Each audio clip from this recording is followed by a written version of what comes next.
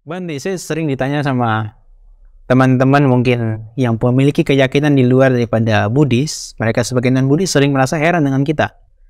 Loh, kok umat Buddha ini seakan-akan kok bersujud dan menyembah di depan patung nih? Dan memang udah ada beberapa orang yang memberikan klarifikasi tentang ini. Tapi saya pikir Bante punya kapabilitas bisa menjawab ini dari berdasarkan teks-teks di Buddhis. Kenapa umat Buddha dikatakan sebagai menyembah patung atau menyembah berhala? Lantas apa tuh perspektifnya Bante terkait itu untuk bisa menjawab pertanyaan tersebut?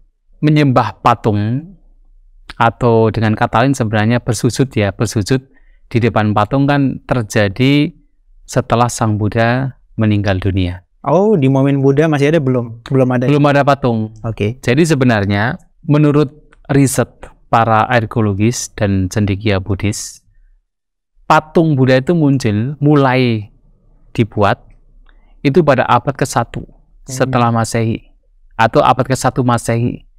Jadi itu sekitar 600 tahun sejak Sang Buddha membabarkan Dhamma. Oke.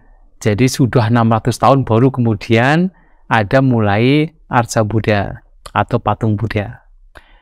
Awal pada saat Sang Buddha ini baru meninggal dunia atau kita menggunakan istilah parinibbana, sebenarnya umat Buddha atau mereka yang mempraktikkan ajaran Buddha itu malahan mereka itu merasa takut ketika harus membuat patung Buddha.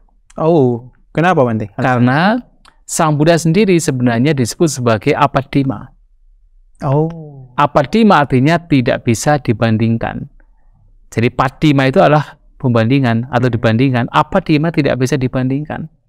Mereka merasa nanti kalau misalnya menggunakan patung jadi wajah seperti Sang Buddha, nanti takutnya khawatirnya malahan akan menurunkan atau katakan akan merendahkan Sang Buddha, keagungan Sang Buddha. Ya, karena Sang Buddha adalah apadima, tapi kemudian dibuat padima. Ya kan? Nah, awalnya demikian. Sehingga kalau kita perhatikan, Sang Buddha ini sebagai objek penghormatan kemudian pada waktu Sang Buddha masih hidup itu menggunakan simbolik dan simboliknya itu bukan Arca Buddha. Jadi kalau kita perhatikan ketika Sang Buddha tidak ada, nah umat Buddha pada waktu itu mereka menggunakan simbol, salah satunya adalah pohon Bodhi. Pohon Bodhi, oke. Ya, jadi itu kan ada ceritanya kan. Jadi ketika Sang Buddha itu biasanya juga pergi dari kota Sawati, nah Anathapindika itu kan memohon, ada tidak satu objek penghormatan yang bisa dijadikan simbol Sang Buddha, sehingga ketika Sang Buddha tidak ada, kita dengan mengingat atau melihat objek ini, muncullah keyakinan, muncullah penghormatan terhadap Sang Buddha. Maka ditanam pohon Bodhi yang diambil dari pohon Bodhi di Bodh Gaya, di Buddha Gaya. Dibawa ke Jetawana, ditanam di sana. Nah, itu menjadi simbol Sang Buddha sendiri. Nah, kemudian juga yang kedua adalah Siripada, yaitu jejak telapak kaki Sang Buddha. Ya, Sang Buddha kan punya kesaktian kan. Jadi terkadang itu menjejakkan di batu permata dengan kakinya muncullah telapak beliau kan, semacam cetakan yang gitu. Ya, cetakan gitu kan. Nah, itu terjadi di Silangga juga ada yang sekarang disebut sebagai Siripada. Kemudian juga di tempat-tempat lain juga itu juga ada. Termasuk ketika Sang Buddha pergi ke daerah Sunaparanta, pas sekembalinya, nah itu di sebuah sungai itu juga diminta oleh seorang naga untuk apa? Untuk memberikan objek yang menyimbolkan Sang Buddha, yaitu dengan jejak telapak kaki. Dan selanjutnya juga adalah relik Sang Buddha. Dan itu terjadi ketika Sang Buddha masih hidup. Itu relik rambut Sang Buddha kepada Tapusa dan Balika. Yang 8 helai ya. Betul. Nah, itu juga dijadikan sebagai simbol Sang Buddha, tapi bukan Arca Buddha. Kemudian setelah Sang Buddha meninggal adalah relik dari tulang atau sisa jenazah Sang Buddha ketika telah dikremasi. Yang Bante bilang itu malah kayak tulang utuh ya? Iya, itu kalau dilihat seperti yang ada di New Delhi, di mana kan seperti tulang utuh gitu kan. Kalau di dalam kitab Tipitaka itu kan pernah ketika Bante Sariputta meninggal itu kan, parinibbana juga, kan menyisakan relik kan. Dan reliknya itu seperti apa? Seperti putih seperti kerang. Itu disampaikan Sang Buddha. Ya. Itu yang tercatat di dalam Tipitaka. Nah, kalau sekarang ada relik warnanya ungu, biru dan sebagainya, hijau, nggak tahu, itu nggak tercatat dalam Tipitaka. Iya. Tapi bonus ya, kita nggak tahu kan. Nah, yang jelas adalah relik ini juga menjadi simbol puja yang menyimbolkan Sang Buddha, terutama kalau itu adalah relik Sang Buddha. Dan itu disampaikan Sang Buddha juga di dalam Mahaparinibbana Sutta, bahwa ada 4 orang yang worthy atau layak, patut ketika meninggal kemudian dibangunkan stupa untuk menyimpan sisa jenazahnya, yang kita sebut sebagai relik. Salah satunya adalah Sama Sambuddha, seorang Buddha. Nah, itu adalah simbol-simbolnya. Dan ketika Sang Buddha sudah tidak ada, bahkan kalau kita perhatikan di zaman Raja Asoka, yang itu adalah abad ketiga sebelum Masehi, semua peninggalan Raja Asoka tidak ada arca Buddha sama sekali. Semua Sang Buddha itu direpresentasikan dengan simbol. Maka kalau kita ke Stupa Sansi, kemudian ke Amarawati, itu semua Sang Buddha sebagai ini adalah Sang Buddha itu disimbolkan, bukan dengan wajah Sang Buddha, bukan dengan arca Sang Buddha. Misalnya sebagai contoh adalah ada penemuan. Jadi kan ada cerita dalam sejarah Buddhis bahwa Pangeran Siddhartha itu keluar dari istana kan, menunggang kuda Kantaka. Tapi di relief itu enggak ada gambar Pangeran Siddhartha bahkan. Enggak ada. Memang apa timnya? Hanya ada payung, kemudian di tubuh kudanya yang ada kain. Biasanya kalau kuda kan dikasih kain kan di atas tubuhnya itu kan. Nah, itu ada gambar ini, ada gambar kaki, jejak telapak kaki. Dan itu adalah simbol dari, bahkan sebelum jadi Buddha, simbol dari Bodhisattva. Dan itu terjadi sudah lama sekali sebelum arca Buddha itu muncul.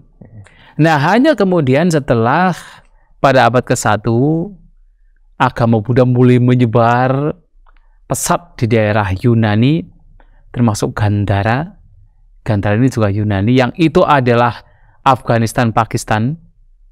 Jadi Gandhara itu kalau sekarang itu sebenarnya Kandahar. Ketika agama Buddha masuk ke sana, karena memang orang Yunani kan suka bikin patung, mulailah ketika mereka belajar agama Buddha, mereka mulai Sang Buddha itu seperti apa. Maka mereka membuat patung. Dan di saat yang sama juga di daerah Mathura, itu India. Tapi itu India bagian barat utara, yang memang tidak secara langsung Sang Buddha itu tinggal di sana.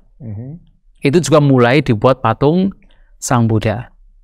Nah, di Gandhara juga awal-awal mereka membuat arca Buddha juga ya aneh juga. Jadi misalnya ada kan, kalau sekarang kan ada patung arca Buddha Dhammacakka gitu kan, yang menyimbolkan bahwa Sang Buddha itu sedang membabarkan Dhamma. Dan biasanya kan rodanya kan di bagian bawah, atau di bagian atas gitu kan. Kalau di relief di Gandhara itu yang awal-awal itu betul-betul di relief tersebut Sang Buddha itu memegang roda seperti sedang diputar begitu. Karena apa? Mereka itu melihat dari kitab suci kan. Nah, dari kitab suci kemudian dipahat sesuai dengan apa yang ada dalam kitab suci gitu. Direpresentasikan secara mentah. Seperti itu, secara mentah gitu. Nah, tetapi kemudian kan arca Buddha berkembang. Jadi ada tradisi Mathura, tradisi Gandhara, kemudian abad ke-5 tradisi Gupta dan seterusnya berkembang. Nah, sejak arca Buddha ini mulai dibuat, nah disitulah kemudian pemujaan terhadap Sang Buddha itu disimbolkan dengan arca Buddha. Nah, dalam hal ini sebenarnya bukan menyembah patung, bukan sekedar memuja patung, tapi lebih kepada bahwa patung, atau kita lebih menggunakan istilah arca arca. Kalau dalam bahasa Jawa namanya reco. Nah, kita katakan bersujud, bernamaskara di depan arca Buddha ini sebenarnya adalah tujuannya untuk mengingatkan kita kualitas-kualitas Sang Buddha. Jadi bukan kita tuh menyembah patungnya, menyembah saja bukan. Tapi kita itu mengingatkan kembali bahwa ini adalah simbol Sang Buddha yang memang kita sebagai umat Buddha memang menghormati Sang Buddha. Oke. Dengan simbolnya adalah Arca Buddha.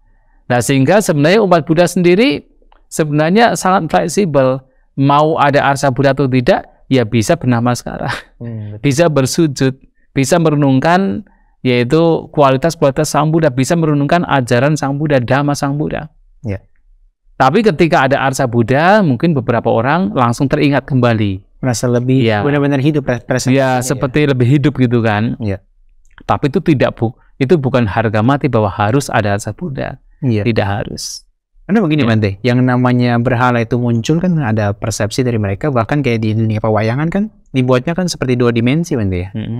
Karena kalau dianggap apapun benda modelnya kayak patung itu dibikin 3 dimensi, itu kalau misalnya dibiarkan ada kepalanya itu, maka ada roh yang akan masuk dan mengisi patung tersebut. Maka beberapa patung yang katakanlah simboliknya itu adalah representasinya Buddha, kepalanya banyak yang hilang karena dianggap akan ada roh yang dipuja sebagai berhala.